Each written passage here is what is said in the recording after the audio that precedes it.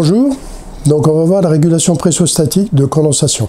Régulation de condensation. Donc la régulation de condensation pressostatique, donc on va régulation de condensation, c'est le ventilateur du condenseur que l'on va réguler, que ce soit un mono ou un triphasé.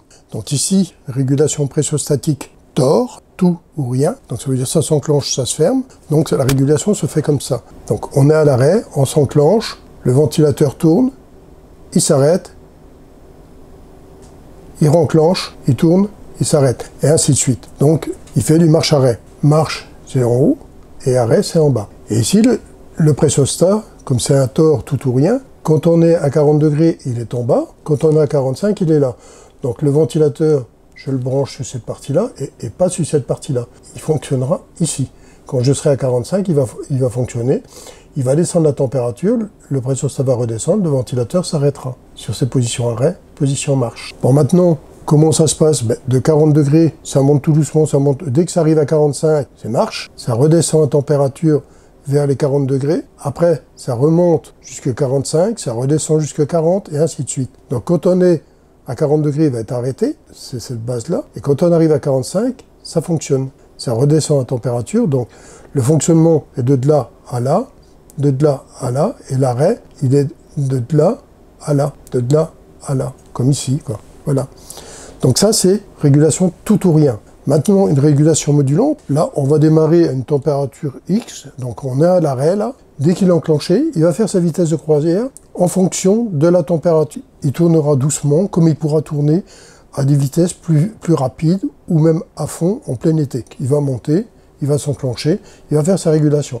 Alors cet enclenchement peut être à plusieurs étages, puisque les températures seront différentes. Le ventilateur, lui, quand il va s'enclencher, ça sera pour tenir une pression, une température la même pendant tout le long de son enclenchement.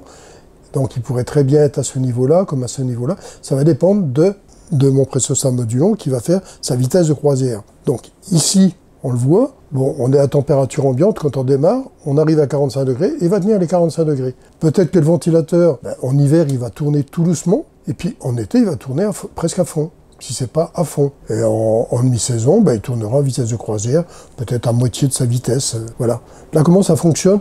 En modulant. Donc on a deux régulations qui sont une pressostatique, TOR, et une pressostatique modulante. Et ça peut être adapté aussi bien pour les ventilateurs monophasés que les ventilateurs triphasés. Alors, il est vrai que on a tendance à plus travailler avec ça quand on veut être logique. Parce que, bon, marche-arrêt, marche-arrêt, marche-arrêt, on peut pas dire que c'est bon. Pour les petits ventilateurs, ça pose pas trop de problèmes.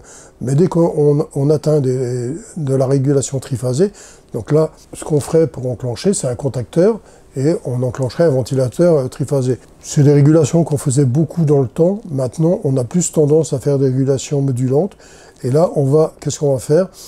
On va aller dans un régulateur de fréquence, donc du style Danfoss ou Siemens, tout ce qu'on veut. Donc on va envoyer la pression modulante dedans via une sonde spécifique pour chaque module, qui correspond à Danfoss ou Siemens. Et dès que la pression va monter, il va dire au ventilateur, tu peux tourner à telle vitesse, tu peux tourner à telle vitesse. Ça sera une ventilation modulante. Voilà un peu comment se passe la régulation pressostatique. Donc pourquoi on fait une régulation pressostatique? C'est parce qu'on se trouve à une certaine pression, température, et on devrait garder cette pression de température la même en hiver. Pourquoi? Parce que nos détendeurs sont prévus pour travailler avec une pression à son derrière, et quand on le règle à cette pression-là, et si on le règle à une pression, par exemple, en été, en hiver, notre détendeur va presque pas fonctionner si on n'a pas de régulation pressostatique. Il va crachoter un peu et on va mal fonctionner. Donc c'est pour ça qu'on fait des régulations. Donc voici un petit complément PowerPoint. Donc ici, schéma de régulation de condensation monophasée. Ici, on a notre pressostat. Ici, on a notre ventilateur de condenseur. Donc le schéma électrique du pressostat, le voici. Vous êtes au point haut, le ventilateur est alimenté, il va tourner, phasé neutre. Quand on va descendre en bas, le ventilateur s'arrêtera, et c'est ce qu'on appelle la régulation TOR, tout ou rien. Régulation de condensation monophasée grâce au régulateur ici. Donc ici, on a une sonde HP-BP qui sont mélangées. Ici, c'est les HP-BP. La HP va envoyer une information à un de nos régulateurs qui va renvoyer à notre ventilateur de condenseur l'autorisation de tourner. Donc cette régulation, elle est monophasée, mais elle sera modulante aussi, ou tout ou rien si on veut, mais on la module, c'est ce qu'il y a de mieux. On a tendance plus à faire des régulations modulantes, donc la modulante monophasée, ici on a 3 sortes de régulateurs qui vont nous réguler le ventilateur de condenseur à vitesse variable.